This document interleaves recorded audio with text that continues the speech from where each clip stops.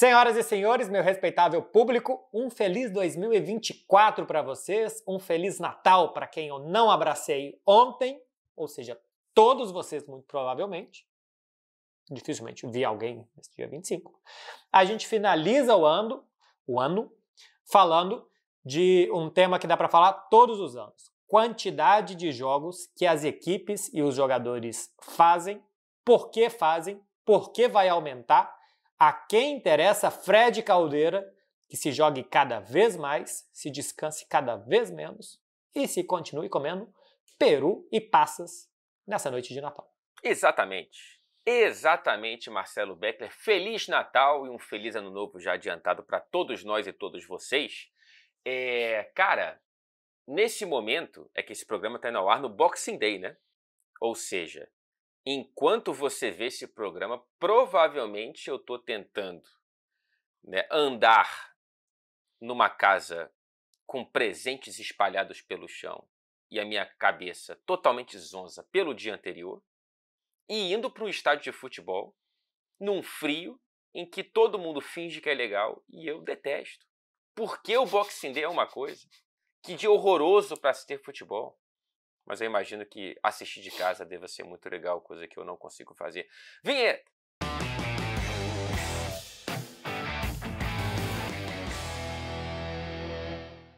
Marcelo Beckler, a gente está gravando esse programa, como eu disse, no Boxing Day. Ainda, claro, vai ter muito jogo entre a gravação e a exibição, né, desse episódio. Então, a gente ainda vai fazer referências aqui a certos números e certas situações que não são atuais para a exibição desse programa, mas que, de qualquer forma, evidentemente, ainda teremos aproximadamente 140 partidas no futebol inglês entre a vinheta e esse momento, na verdade. Aqui, a gente está falando de calendário e o exemplo que vem à nossa cabeça, pelo menos aqui da Inglaterra, mais rapidamente, é o Liverpool na temporada 21-22, né? 63 partidas. O Liverpool jogou, de fato, todos os jogos possíveis para um time inglês naquela temporada, né? Porque ele chega à final da Copa da Inglaterra, chega à final da Copa da Liga, claro que disputa todas as rodadas da Premier League, e chega à final da Liga dos Campeões. Quando você olha para a temporada para além, né, para a sequência do ano, ele poderia ter chegado a 67 jogos, porque se tivesse vencido a Liga dos Campeões, teria jogado a Supercopa da UEFA, se tivesse vencido a Premier League, teria jogado a Supercopa da Inglaterra,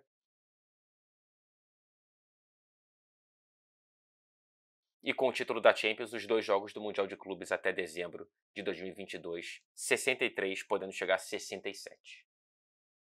Pois é, e de jogadores, o Sadio Mané foi o campeão em participações naquele ano, jogou 67 vezes, contando também pré-temporada, porque afinal das contas os caras jogam também na pré-temporada, né? Só não vale ponto e tal, mas eles entram em campo porque a roda tem que girar e tem que ganhar dinheiro. E contando também os jogos da seleção senegalesa, que o Sadio Mané participou. Uma média de 2 jogos a cada 10 dias, se a gente descontar os 2 meses de férias, porque o primeiro jogo é em 5 de agosto e o último jogo 6 de junho. Então tira aí esses 59 dias, sobram 306, divide por 67 jogos, dá um jogo a cada 4 dias e meio, 2 jogos a cada 10 dias disputou o Sadio Mané. Salah fez 66, Alisson 65 jogos, Henderson, Diogo Jota, Van Dijk, todos passaram da casa dos 60. Acha que é muito, Fred Caldeira? Olha só, a última vez que o São Paulo disputou menos de 60 jogos em um ano foi em 1998. De lá para cá, em 16 anos, o São Paulo jogou mais de 70 vezes. Em 2005, foram 79 jogos que fez o São Paulo, 2 jogos a cada 9 dias, Fred. Caramba, cara. 2 jogos a cada 9 dias. E aí eu fico pensando aqui, né? 2005 era o Muricy? Era o Muricy, né? 2005 não, era o ano que o Paulo Autuori termina como campeão do mundo. Eu não sei se começa com Cuca. O Cuca estava em 2004, acho que ele saiu em 2004. 2005 acho que começa com outro técnico e termina com Paulo Autuori. Enfim. Não lembro quem começa o ano. Como que o treinador treina o time, né? Assim, eu lembro muito do Guardiola reclamando do calendário aqui. Ah, mas poxa, eu quero ver o Guardiola no São Paulo com 79 jogos. Ele ia reclamar da mesma forma, ou pior, enfim. Ou talvez por isso que seja uma realidade impossível de você pensar, assim. Cada um reclama da própria realidade, porque é isso, né? Se você está acostumado a jogar 50 e depois você joga 60, é um salto. Tudo bem que pela nossa perspectiva de quem joga 70 é um salto pequeno, mas enfim, é muito jogo. E o Guardiola, ele fala muito de que, cara, eu sou muito mais um distribuidor de colete e um cara que tenta administrar o vestiário do que alguém que treina. É claro que ele exagera um pouco esse ponto, porque a gente vê mudanças táticas no Manchester City que não acontecem sem você de fato conseguir treinar, mesmo que não seja no campo, né? Tem muito recurso de vídeo que o cara consegue fazer essas alterações e implementar no time, mas de qualquer forma, isso mina mesmo, né? O trabalho do treinador.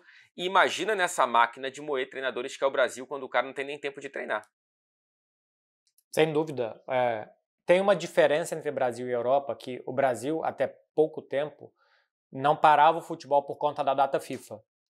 Então, se jogava direto. Aqui na Europa se para em setembro, outubro, novembro e depois acho que março e abril, se eu não estou enganado, são 4 ou 5 datas FIFA durante a temporada.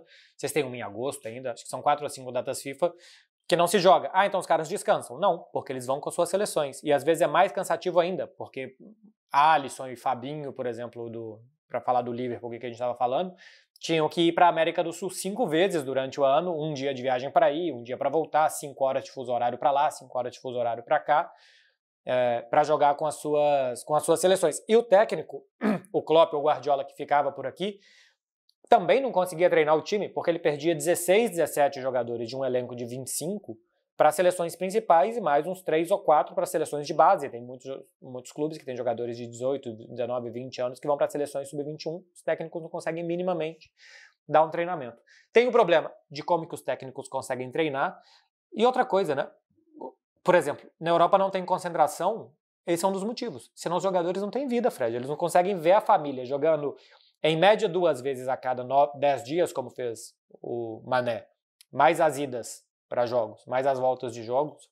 Se eles concentrarem, é impossível que eles vejam os filhos crescer.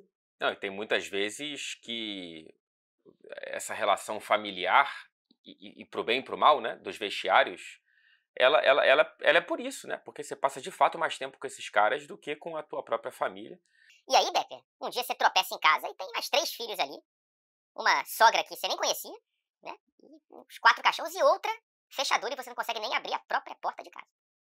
E o problema maior de tudo é se você tropeçar dentro do clube, tiver ali o Arturo Vidal do outro lado do tropicão, reclamando que você tropeçou. É muito melhor tropeçar no Golden Retriever, muito melhor tropeçar num gato, tropeçar numa criança, tropeçar numa sogra, do que tropeçar no Arturo Vidal. E outro ponto que eu acho importante a gente abordar aqui é que pouco se fala do treinador que tira vantagem de não ter tempo de treinar, né? Quanto menos ele interferir no time, melhor. Poder dar essa desculpa também é uma boa, né? Não tive tempo de treinar, o time tá perdendo, aí o time começa a ganhar, agora sim eu tive tempo de treinar, vai ver, não teve tempo de treinar, coisa nenhuma. Exatamente. Tem muito treinador que quanto menos ele conseguir conversar com o jogador, né, instruir o jogador, melhor o time vai jogar. Mas aqui, isso vai piorar, viu? O calendário vai inchar, você já sabe disso, já tratamos aqui, por exemplo, sobre a nova Liga dos Campeões, que terá, a partir da próxima temporada, 4 jogos a mais para cada time, já na primeira fase, né? A gente já vai ter 4 jogos a mais. O Mundial, a cada 4 anos, agora vai estar completamente inchado em 2025, com 7 partidas para 4 clubes. Agora são 2 partidas, né? Para os clubes que saem da América do Sul e da Europa, e agora vão ser 7 partidas. E aí, se a gente transportar o Liverpool, que a gente começou o programa exemplificando, para essa realidade, em 2025 ele poderia ter feito 67, era o máximo lá atrás, se tivesse vencido a Champions e a Premier, e disputado Supercopa e Mundial de Clubes, ele poderá fazer 76 jogos em 2025, Beto. Mais datas FIFA, onde o clube não joga, e um mês de férias mais pré-temporada. Porque, por exemplo, no Brasil, a gente fala desse São Paulo que joga sempre mais de 70 vezes por ano, acaba o Campeonato Brasileiro em dezembro, no início de janeiro já tem só um mês de férias, mas muitas vezes o elenco principal volta depois. eu não vejo, Fred, nenhuma possibilidade de se encaixar 9 jogos a mais no calendário. Não tem onde colocar, é simplesmente impossível pensar. 9 jogos a mais são 2 meses de meios de semana a mais, contando que todo final de semana tem competições nacionais. Não tem onde, não tem como. É impossível se colocar 9 jogos a mais no calendário de um clube de futebol. E qual que é o interesse de se jogar cada vez mais? Fora a Copa do Mundo, que também vai expandir, né? Assim, sim, que a Copa do Mundo também vai demandar mais tempo, né? Que os jogadores estejam entregues às seleções. E vai ser logo depois de 2025. Então, 2026, além de tudo, meio do ano, vai ser mais cheio para os atletas. Acontece que o futebol é grade de TV. Então, você tem que encher aquelas terças, quartas, sábados, domingos de futebol. Então, eles têm que jogar cada vez mais. Quanto mais se joga, mais o torcedor vai no estádio, então você ganha mais com match day, você ganha mais com merchandising, com venda de produtos, os patrocinadores ganham mais. Uma coisa é você pagar para exibir sua marca em 10 jogos, outra coisa em 20 jogos. A briga entre confederações, a UEFA quer mais jogos, a FIFA quer mais jogos, as ligas não querem abrir mão, ninguém abre mão de nada. E numa dessas, Frederiquinho, os jogadores que estão ganhando cada vez mais dinheiro também não podem falar nada, porque se eles jogassem menos e ganhassem menos, eles teriam mais tempo para descansar, para tropeçar na sogra com total liberdade. Ou seja, ninguém quer, até aqui, que isso diminua e que esse show pare. É um fino ajuste, né, cara? Porque esses jogadores que se machucam com uma proporção... Ainda não achei nenhum estudo que consiga atrelar uma coisa a outra, mas é uma soma lógica, né? Quanto mais jogos e menos descanso, mais lesões você vai ter, pelo menos musculares, né? E esses caras que estão nos clubes que disputam competições continentais, que estão nas próprias seleções, eles vão ter muito pouco tempo de recuperação. As férias podem acabar sendo encurtadas, né? Tem jogador, você fala de um mês... Tem jogador que não vê um mês de férias há muito tempo. Ele tira 2 semanas aqui, depois ele consegue ser poupado de um jogo ali, outro... Aí, no meio da temporada, o cara tá lá, sei lá, na Arábia Saudita viajando, porque é o tempo que ele teve para poder viajar com a própria família. Então, assim, eu não sei qual é o limite. Né? Essa mania capitalista de sempre querer crescer, crescer, crescer, crescer. Eu não sei quando que essa bolha vai estourar, porque não adianta... Quando você tiver uma Copa do Mundo com 800 seleções, se as principais vão estar sem os principais jogadores porque eles estarão machucados. É isso que vai acontecer. Eu acho que para ter uma mudança, a gente vai ter que ter uma final de Liga dos Campeões com o Liverpool sem Salah, sem, sei lá, os principais jogadores de um lado, o Vinícius não podendo jogar pelo Real Madrid, nem o Rodrigo. Aí a gente vai olhar para o espetáculo e vai ver uma Liga dos Campeões com uma final parecendo uma terceira rodada da Copa da Liga Inglesa. A gente viu, por exemplo, o Kevin De Bruyne, que saiu machucado da final da última Liga dos Campeões porque vinha jogando muito tempo com dor, voltou e no início da temporada voltou a se lesionar dessa vez com gravidade. Vejam só vocês que surpresa como é o mundo, e perdeu metade da temporada. É por aí que a coisa vai começar. É por aí que a coisa vai começar aí, sabe? Você vai perder o Kevin De Bruyne por meio ano. E o que acontece se você perde o Kevin De Bruyne? Esse que é o problema. Nada, Fred. O estádio do Manchester City continua com 98% de taxa de ocupação. Todo mundo continua assistindo os jogos do Manchester City. Os patrocinadores continuam pagando cada vez mais para ter a sua marca atrelada ao Manchester City. Então, assim, é um canibalismo que os próprios jogadores, também o Kevin De Bruyne, prefere ganhar 17 milhões de euros por temporada do que ganhar 9 se jogar menos e se tiver menos patrocinador, se tiver menos cota de TV, se o match day, ao invés de ser por 40 jogos na temporada, for por 20, ele quer ganhar mais dinheiro também. Então, todo mundo fala, os jogadores falam, os técnicos falam, nós jornalistas estamos falando, e de fato ninguém quer que diminua, por mais que os Kevins De Bruyne se machuquem. E daqui a pouco o problema é o Kevin De Bruyne, né? Tá ficando velho, o City vende e compra a mais nova estrela da Bélgica, tipo Jeremy Doku, né? Então, assim, é isso. É a máquina de moer. Vamos ver até quando. Eu não sei qual que vai ser o limite disso aí e quem é que vai querer perder. Quem é que vai querer abrir mão do que, no fim das contas, é o que move tudo isso, que é a grana. Marcelo, mais algo dentro de contexto? Pelo visto, sim. Pelo visto, sim, porque eu tenho uma sugestão. Tá. os campeonatos nacionais terem menos clubes. Eu acho que não precisa que os campeonatos nacionais na Europa As primeiras tenham 20 divisões, né? equipes. As primeiras divisões. Porque os times de segunda divisão, eles não jogam a Champions, eles não jogam a Europa League, eles não jogam... E os jogadores muitas vezes não estão nas seleções. Seleções periféricas mais, nas seleções principais não. Então a Premier League, La Liga, o campeonato alemão já tem menos, o campeonato francês já tem menos, mas o campeonato espanhol, inglês e italiano deveriam ter 2 ou 3 clubes a menos. Se você tira 3 clubes de um campeonato, você tira 6 jogos por ano, é mais ou menos só enxugar o gelo do que já vai se colocar a mais com a nova Liga dos Campeões e tal. Aumenta o nível dos jogos, aumenta o interesse dos jogos e diminui de onde é mais possível se diminuir, que é a do torneio mais longo. É a minha sugestão, presidente da FIFA que assiste aqui no nosso canal, dá like, fica aqui a sugestão para você. Out of context. Chamei de uma maneira meio seca, né? Mas acho que combina com o calendário. Tá muito cheio o programa, né? A gente tem que aproveitar. E outra coisa também, né, Fred? Quando você chama o out of context sem contexto, ele ganha ainda mais um contexto excludente, que é o nome do quadro. É o Inception do fora de contexto, né? É o fora de contexto sem contexto. Beckler, você tem uma história... Eu não conheço essa história, tá? Que você colocou aqui no roteiro. E eu fui por ela para trazer o meu out of context. Portanto, vamos à referência que é o seu. Tá. Para começar, um fun fact sobre o out of context. O meu roteiro tem 14 linhas. E o meu out of context tem 16. Eu trabalhei muito mais no out of context que no roteiro. Mais uma semana, isso aconteceu. É o seguinte, em 1994, o São Paulo jogou 2 vezes no mesmo dia. Em 94, o São Paulo jogou a barbaridade de 86 jogos. 30 pelo Campeonato Paulista, 27 pelo Brasileirão, 8 pela Libertadores, 6 pela Supercopa dos Campeões da Libertadores, 8 pela Copa Conmebol, 1 pela Recopa e 6 pela Copa Bandeirantes. Um abraço aí para o pessoal que explorou o estado de São Paulo, os Bandeirantes.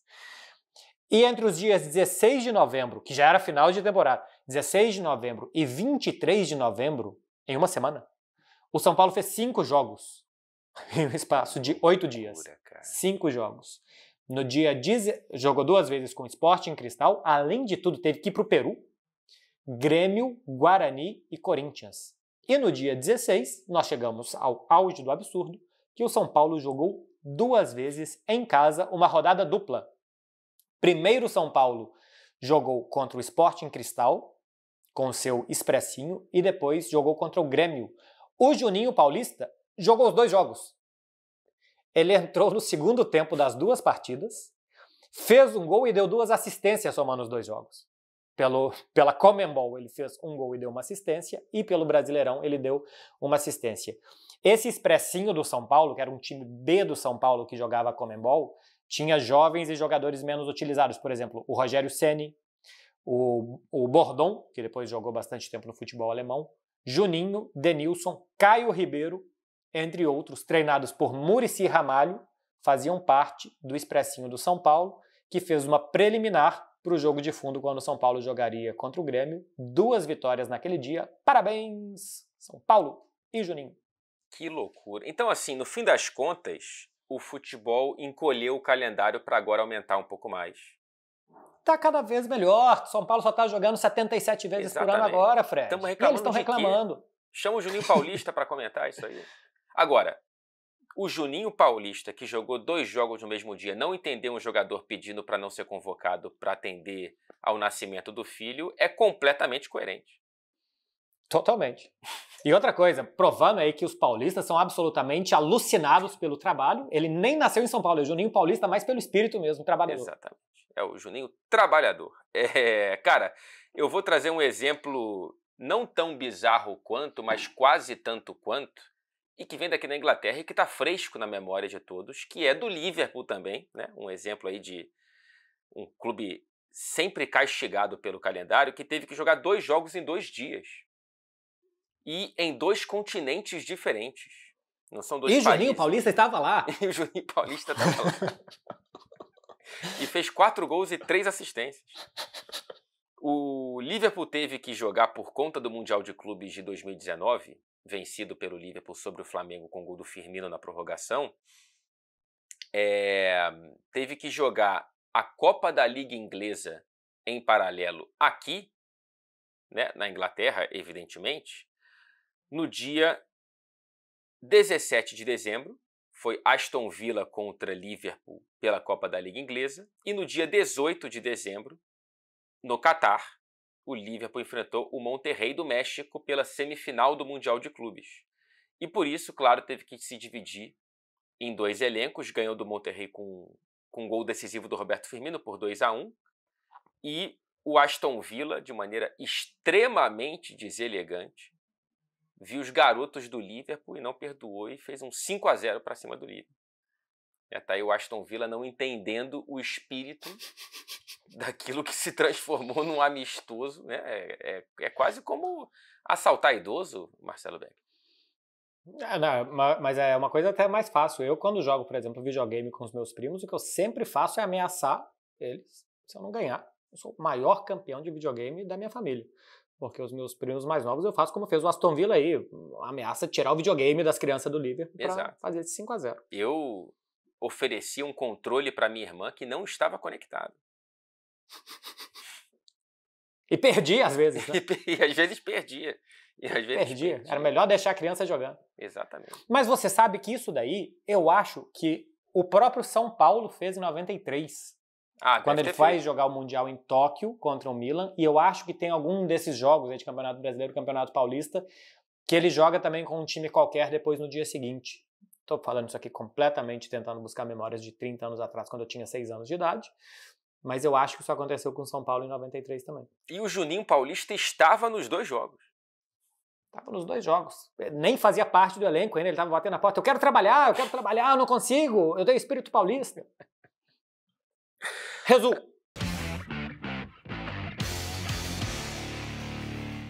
Porque assim como o out of context, o resumo também está resumido. Exatamente. A gente, cara, enfim, basicamente é um calendário que está inchado, mas que já foi mais inchado e está inchando. Acho que esse é o resumo. O meu resumo é assim. Agora tem seu resumo. Tem um resumo do programa e tem um outro quadro que é meu resumo.